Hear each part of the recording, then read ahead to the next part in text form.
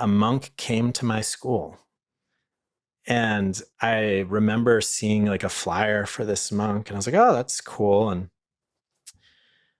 you know, I wasn't into Buddhism at all. I didn't know anything about it. But I went to this talk, and it was him in the auditorium in our university at University of Hartford in Connecticut. Mm. And I brought this big, I forget what it is, like A3, I think it is, just giant notepad of paper that I had for my drawing class. And I remember sitting in the audience and listening to him talk, and I just started taking notes. And by the end of the talk, I had this huge piece of paper just filled with notes, plus even like a drawing of him, like a sketch. And I had this feeling, and it was like this feeling of coming home. And I know that I've heard that almost like very cliche used in a lot of, but that was the feeling. It was this moment where it was so clear to me that, oh, what I'm looking for, it's not art, and it's not physics, and it's not philosophy, it's spirituality. And I didn't know that spirituality was a thing.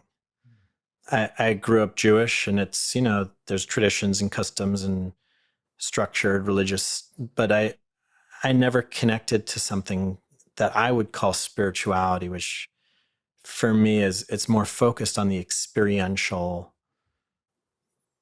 growth and connection versus following any set of principles or rules or teachings per se. And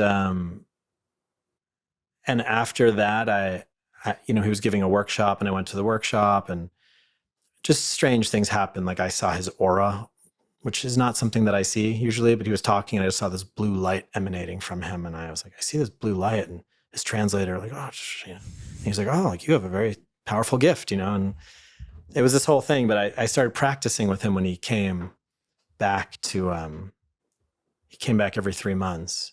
And so I practiced with him when he came back. And then over time, that just kind of took over. That I was meditating. I remember in college friends calling me to come out to the bar with them. And I'd say, no, I'm meditating. And they'd laugh and be like, all right, yeah, come on. All right, so we'll see you soon. And I was like, no, I'm actually going to sit at home and meditate. And just my path just started diverging, or maybe redirecting.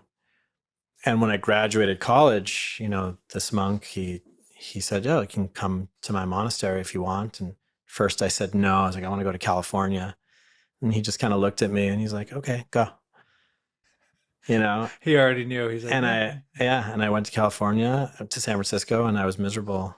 And I drove back across. I drove from San Francisco to Boston, 72 hours by myself, just shot across the country, and then flew to Germany, which is where his monastery was. And I said to my mom, I'll be back in 2 weeks.